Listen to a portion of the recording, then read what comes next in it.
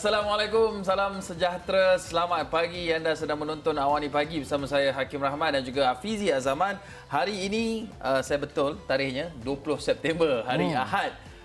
Hari hujung minggu kepada anda di luar sana yang mungkin sedang santai-santai di hujung minggu ini. Kami bawakan kepada anda laporan berita dalam dan juga luar negara yang saya kira mungkin anda juga sudah menyaksikan laporannya, tapi kami bawakan dengan memberikan perspektif yang berbeza untuk kami untuk melihat sesuatu laporan tersebut dari pelbagai sudut.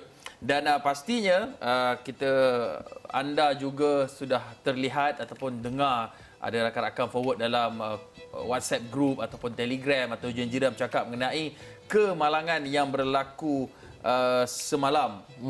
Kemalangan yang berlaku yang menyebabkan ataupun boleh dianggap seorang wanita ini berpantang maut sebelum ajal ataupun nyaris maut apabila sebuah bongkah konkrit jatuh di atas keretanya. Ini laporan anda lihat gambarnya.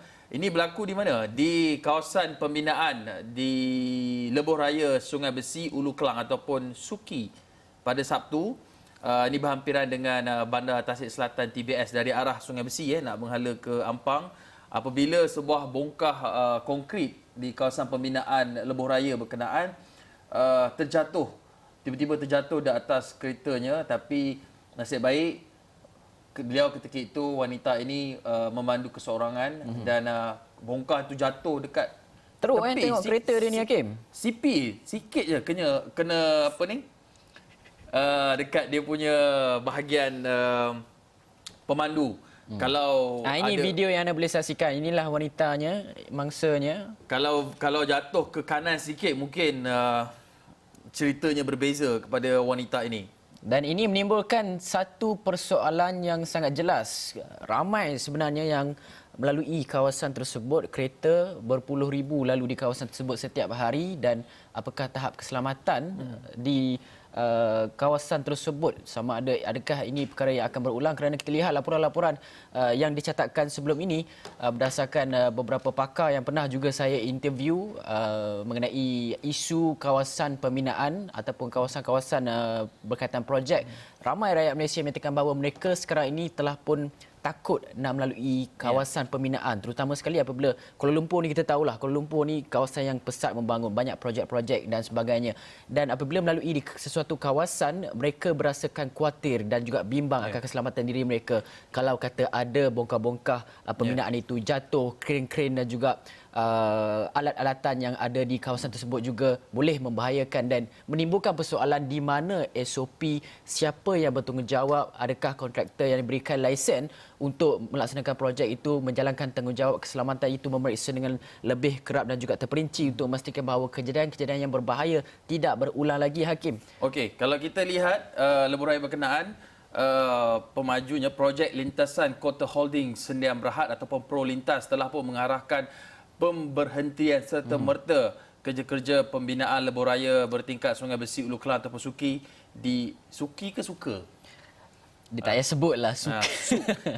Di kawasan Bandar Tasik Selatan tersebut. Ini satu kenyataan dikeluarkan oleh pihak pemaju yang melihat ini sebagai satu kejadian yang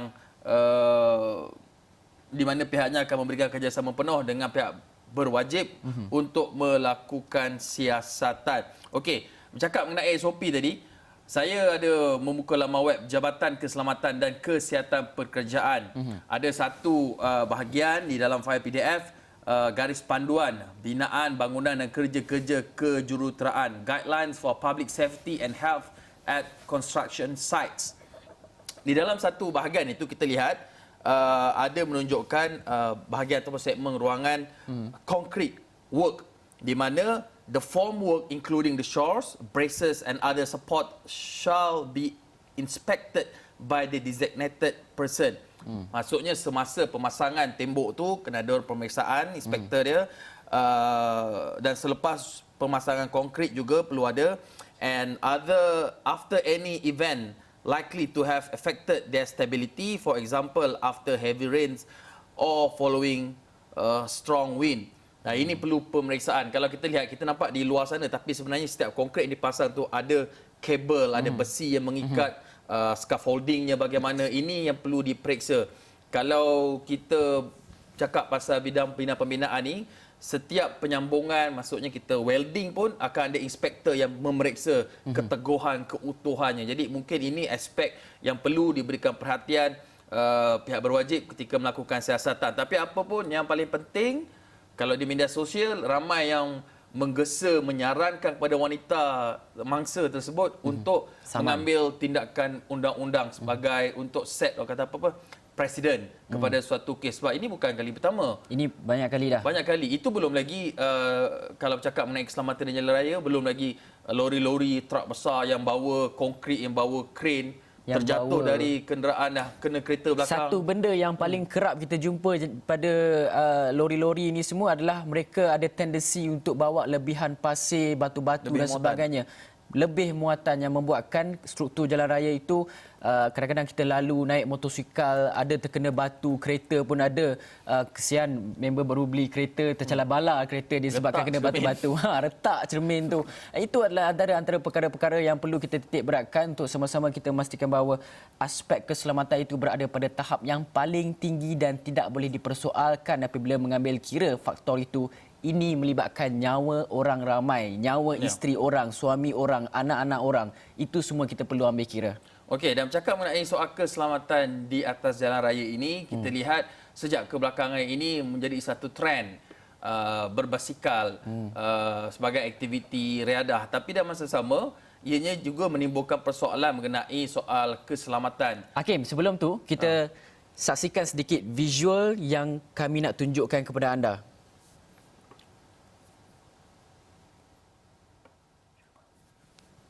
Ini adalah visual yang anda saksikan di mana seorang penunggang basikal dilihat mengekori belakang lori tersebut.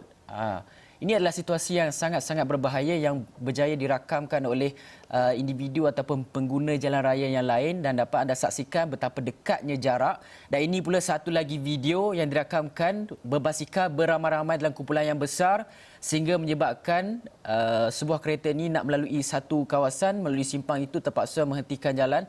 Dan ini yang menjadi persoalan dan juga perbincangan ramai sebenarnya apabila hobi ini semakin meningkat naik dan menjadi trend dalam kalangan rakyat Malaysia yang melihat kepada berbasikal. Ya, betul, aktiviti ini adalah sangat sihat untuk dijalankan. Tambah-tambah kita ada masa terluang untuk dilakukan bersama keluarga dan juga rakan-rakan.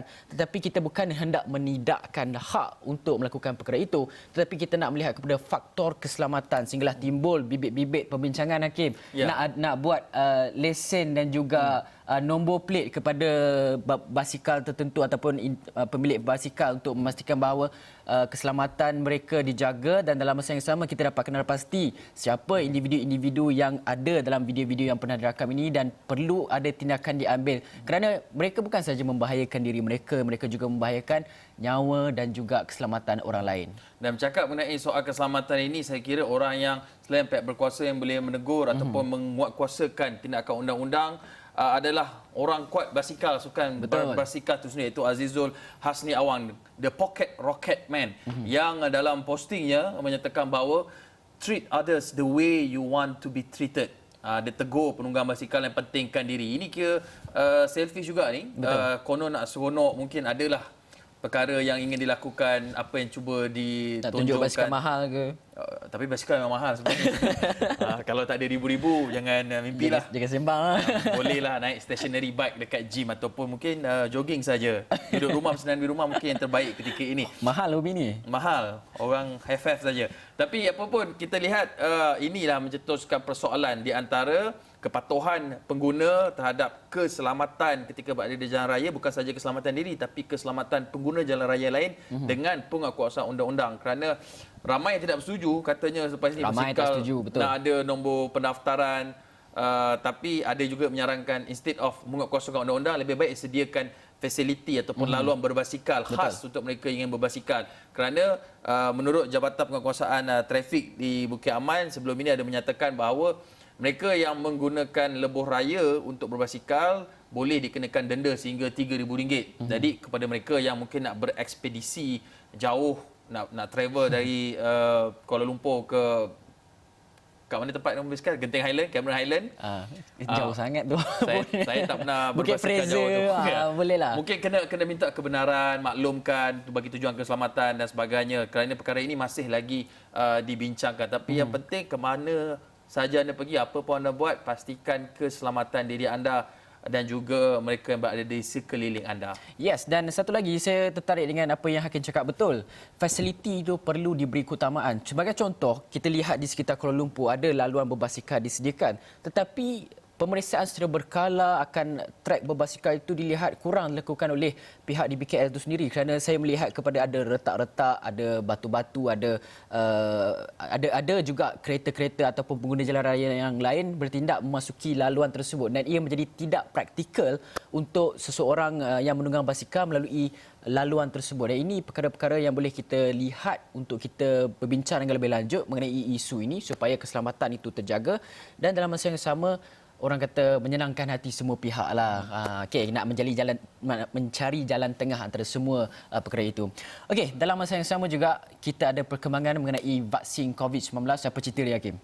Sebelum kita nak ke vaksin COVID-19, kita lihat dulu laporan yang terdapat berlaku juga. Ini soal keselamatan. Kita akan lihat juga. Ini apabila sebuah ataupun satu kebakaran berlaku di Hospital Kuala Lumpur malam tadi. Kita lihat laporan ini memetik media lain yang menyatakan bahawa ward ortopedik ataupun traumatologi di Hospital Kuala Lumpur terbakar, tetapi alhamdulillah tiada sebarang kemalangan jiwa dilaporkan dan pesakit juga telah pun dipindahkan ke kawasan lapang. Ini seperti SOP biasa, kalau bangunan terbakar kita bunyi alarm, kemudian dipindahkan ke kawasan lapang, kawasan selamat seperti designated kawasan ini disediakan. Tapi dalam masa sama, sekarang ini pihak Jabatan Bomba dan Penyelamat sedang melakukan siasatan bagi mengenal pasti punca kejadian dan laporan media juga menyebut bahawa dalam tengah malam tadi pukul 2 atau pukul 1 awal pagi tadi sebenarnya pesakit sudah dimasukkan balik ke ward mereka. Kerana yang terbakar itu adalah bilik fail. Tapi sekarang ni tiada lagi kenyataan rasmi daripada pihak Hospital Kuala Lumpur. Mungkin pagi ini lewat sikit tengah hari kita menantikan kenyataan daripada Hospital Kuala Lumpur berkenaan dengan kebakaran tersebut. Tapi alhamdulillah perkara ini tidak berulang kerana kita takut apa yang berlaku di hospital di Johor seperti sebelum ini berlaku sehingga meragut nyawa boleh berulang. Betul tu, dan melihat kepada perkara ini kita harapkan ada satu kenyataan supaya kita boleh dimaklumkan secara lebih terperinci apakah punca-punca dan sebagainya. Okey Hakim, mungkin kita boleh masuk kepada vaksin COVID-19. Tak nak rehat dulu? Tak nak rehat dulu? Okey, kita rehat dulu seketika, kembali selepas ini.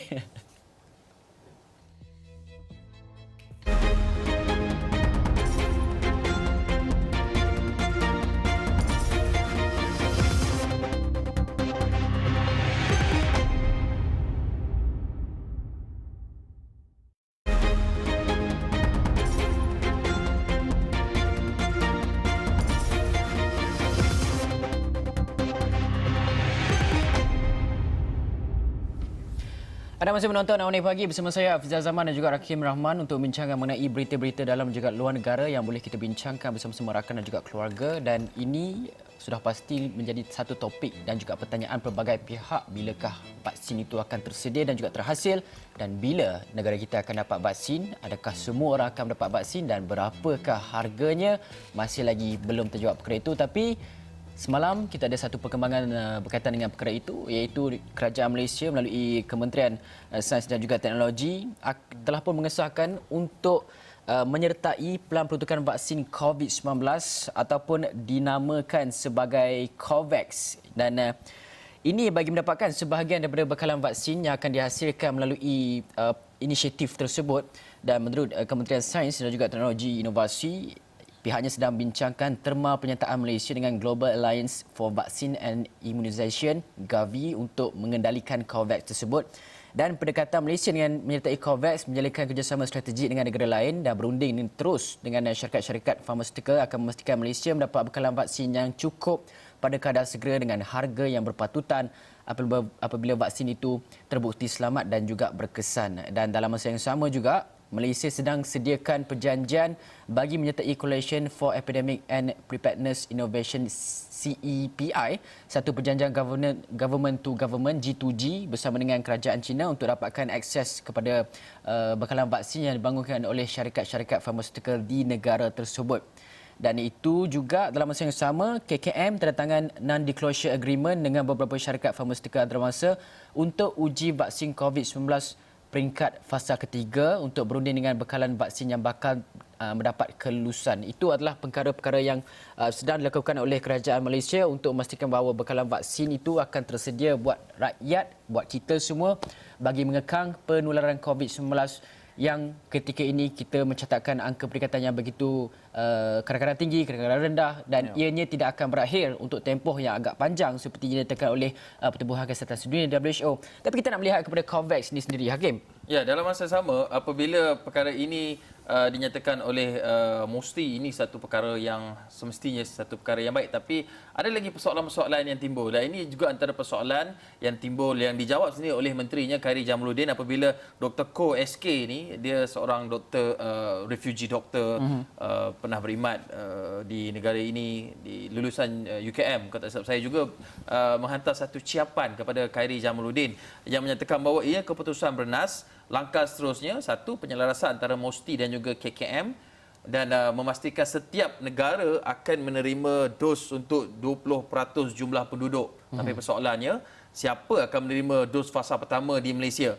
Dan pastinya ia memerlukan infrastruktur program vaksin seluruh Malaysia termasuklah meningkatkan vaksin confidence. Tapi lepas itu apa yang dibalas oleh Menteri Khairy Jamaluddin adalah bahawa pihaknya melakukan penyelarasan bersama dengan Kementerian Kesihatan Malaysia Putrajaya dan juga pihak MOSTI dan Wisma Putra Malaysia Foreign Kementerian Luar Negara yang wujud di bawah Kabinet Working Group untuk mengenal pasti vaksin COVID-19 ini sejak awal lagi ni masa bulan April lalu dan segala keputusan ini bukan dibuat secara individu tapi dibuat bersama dengan Menteri Luar Datuk Seri Syamruddin Hussein, Menteri Kesihatan Datuk Dr. Adam Baba dengan nasihat daripada DG kita sendiri, Ketua Pengarah Kesihatan Tan Sri Dr. Nur Shah Abdullah dan juga penasihat keselamatan Perdana Menteri Dr. Jamilah Mahmud.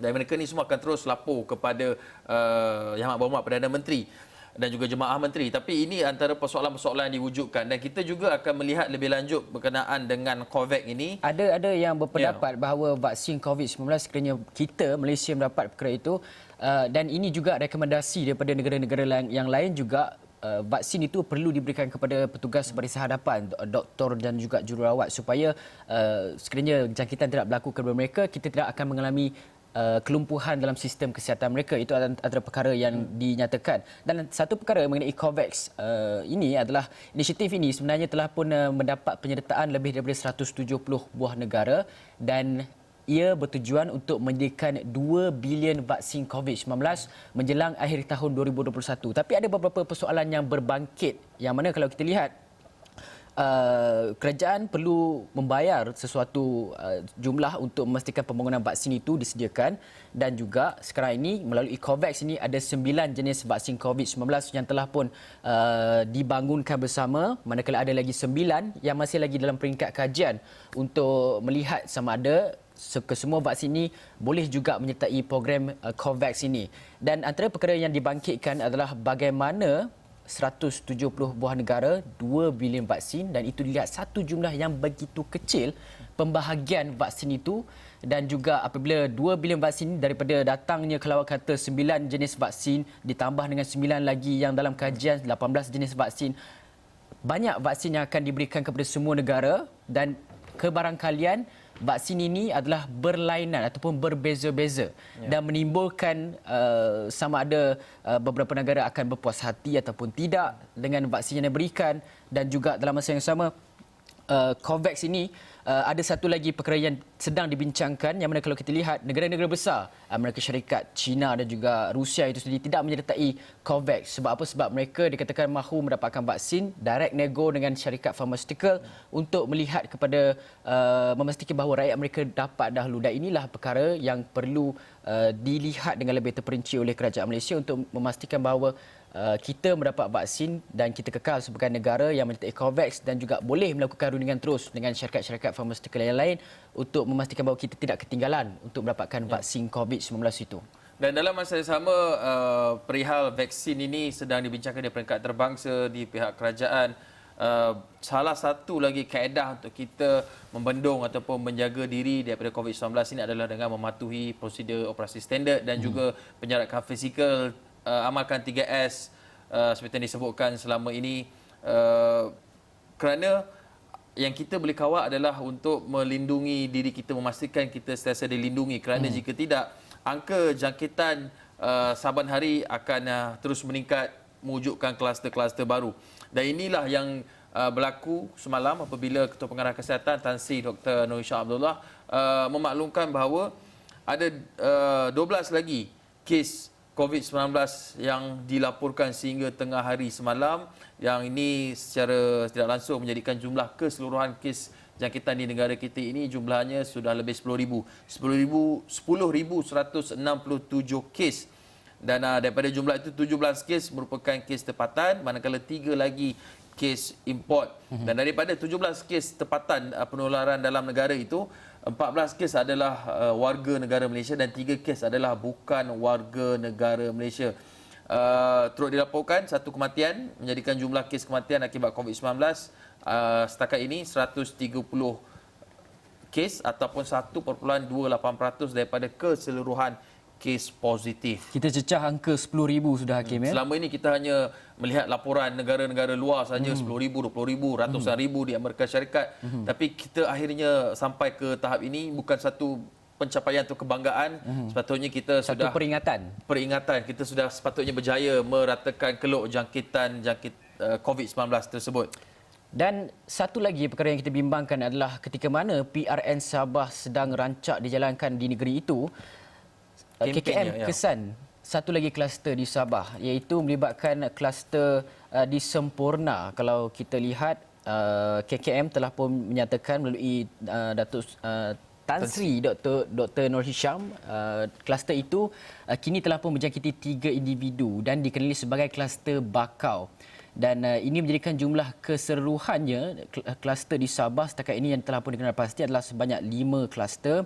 Dan saringan dan juga kontak rapat telah pun dijalankan untuk memastikan bahawa tiada penularan tempatan berlaku dalam kalangan kluster tersebut, dan kesemua pesakit-pesakit telah pun dimasukkan di Hospital Tawau dan juga untuk mendapatkan rawatan. Dan inilah yang kita bimbangkan mengenai COVID-19 ini, kerana ia musuh yang kita tidak dapat ketahui. Dan ada Pertubuhan Kesihatan Dunia WHO juga ada pernah menyatakan bahawa kita mungkin terpaksa hidup dengan COVID-19 ini untuk dalam tempoh yang lama. Dan kalau kita betul-betul mematuhi segala SOP yang telah pun ditetapkan oleh WHO, KKM, MKN, kita dapat orang kata memenangi perlawanan ataupun pertarungan dengan COVID-19 ini tanpa perlu vaksin COVID-19 pun. Ya. Okey, dan dalam masa sama kita lihat juga kita nak beralih ke laporan seterusnya, Fizi. Ya.